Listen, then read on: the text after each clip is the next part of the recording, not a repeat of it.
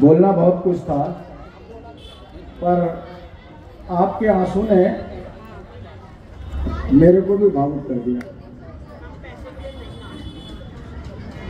ये सम्मान पत्र मेरे लिए बहुत महत्वपूर्ण है इस पॉइंट ऑफ व्यू से कि समाज में अभी भी कई लोग ऐसे हैं जो समाज में संघर्ष करने वालों को जिंदा रखे हुए हैं। उसमें से आपकी ये समिति है जिसने मुझे ये सम्मान दिया। आपको कोटि कोटि साधुवाद।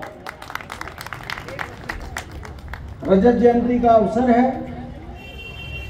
अब मैं राज्य आंदोलनकारी था केवल नेता हूं, और जो बुनियादी सवाल हैं जिनके लिए शहादतें दी गई, संघर्ष किया गया, उस पर काम होता हुआ नहीं दिख रहा है। और मैं उम्मीद कर रहा हूं कि जैसे राज्य आंदोलन में पूरा समाज एक मुट्ठ और एकजुट होकर उत्तराखंडियत को जिंदा रखने के लिए संघर्ष करा, मैं आप लोगों के सामने इस पवित्र धरती पर पुनः उम्मीद करता हूं कि आओ मिलकर उत्तराखंड को बचाएं, वरना कितनी अंकिताओं को देखना पड़ेगा हमको। ऐसे 25 वर्ष हो गए। कल मैं अखोड़ी था, मसाल जुलूस ने राज्य आंदोलन की याद ताजा कर दी बडोनी जी के गांव में। भाई साहब बताइए, पिलखी हॉस्पिटल में महिला को डिलीवरी ना होने के कारण जान खोनी पड़ी, एक नहीं तीन, और वहां धरना चल रहा है।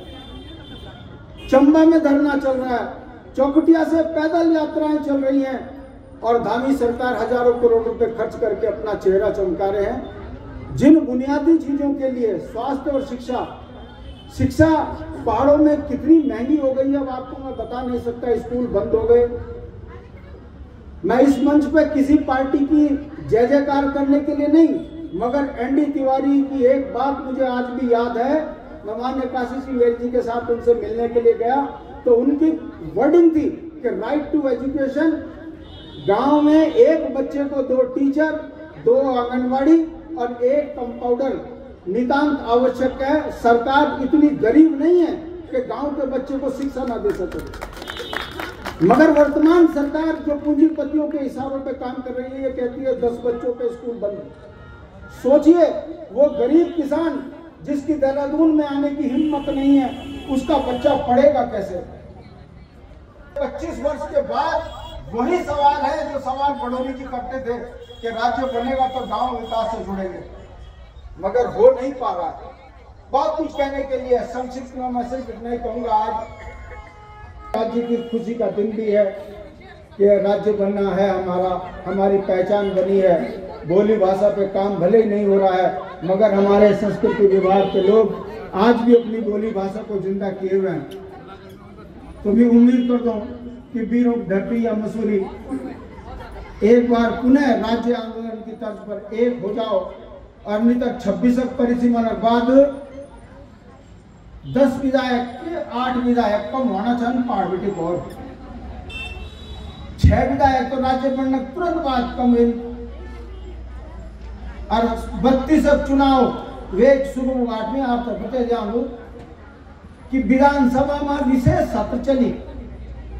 इतिहास में पहली बार हुई कि सत्र 2 दिन 3 दिन चली, और 25 साल में हमन क्या पाई क्या खोई चर्चा वे में होनी चाहिए। और चर्चा क्या में हुई कि पहाड़ियों को नीचे तो हम बंद कर देंगे तो पहाड़ी भूखे मरेंगे, यो टीरी के विस्थापितों को ऊपर भेज दो। और एक सवाल जो किया वो सब राजनीतिक चेहरों पर बहुत बढ़िया तमाचा है। बहन आशा नौटियाल के कोई निमंत्रण पत्र शहजाद को मिला तो उसने भी तंज मारने में कोई कसर नहीं छोड़ी। मैं तो उसको साधुवाद देता हूँ, भले ही उसने टीरी विस्थापितों के लिए बहुत आपत्तिजनक शब्द कहे, उसका हम खंडन करते हैं, मगर उसने बहुत सही कहा कि केदारनाथ से चुनाव जीतो और देहरादून में मकान बनाओ, और तब पहाड़ की बात करो। पहाड़ में विकास नहीं हो रहा, भाई तुम वहां रहोगे तो विकास होगा, राजधानी पहाड़ में होती तो विकास होगा। ये तमाचा है उन तमाम नेताओं के मुंह पर जो देहरादून के अंदर पहाड़ के दर्द को भूलकर केवल और केवल नोट कमाने पे लगे हैं। 25 साल में पहली बार विधानसभा के अंदर भ्रष्टाचार पर चर्चा हुई है। बहुत सी बातें हैं, मगर सवाल खड़े करने से ज्यादा राज्य को बचाने की जरूरत है। भाई साहब, मैं आपके चरणों पर हाथ लगा के कह रहा हूं कि आओ एक बार फिर एक हो जाओ। मसूरी से संदेश जाना चाहिए कि विधानसभा में वो व्यक्ति गया है जो इसने अपना जीवन उत्तराखंड आंदोलन पे निकाला है। नहीं तो गणेश जोशी हमारे लिए बहुत बड़ा तमाचा है, पैसों की खान बना हुआ है, सैनिकों का अपमान हो रहा है, मगर सैनिक धाम पर भी जो राजनीति कर रहे हैं, ऐसा नहीं होना चाहिए। मैं पुनः तमाम आयोजकों को इस बात के लिए साधुवाद और बधाई देता हूं कि जिन्होंने आज भी संघर्ष को जिंदा किया हुआ है। और हम जैसे लोगों को अगर आप चिन्हित कर रहे हो, रिकमेंड कर रहे हो, तो मेरे लिए इससे बड़ा कोई अवार्ड नहीं है, इससे बड़ा कोई सम्मान नहीं। जय उत्तराखंड।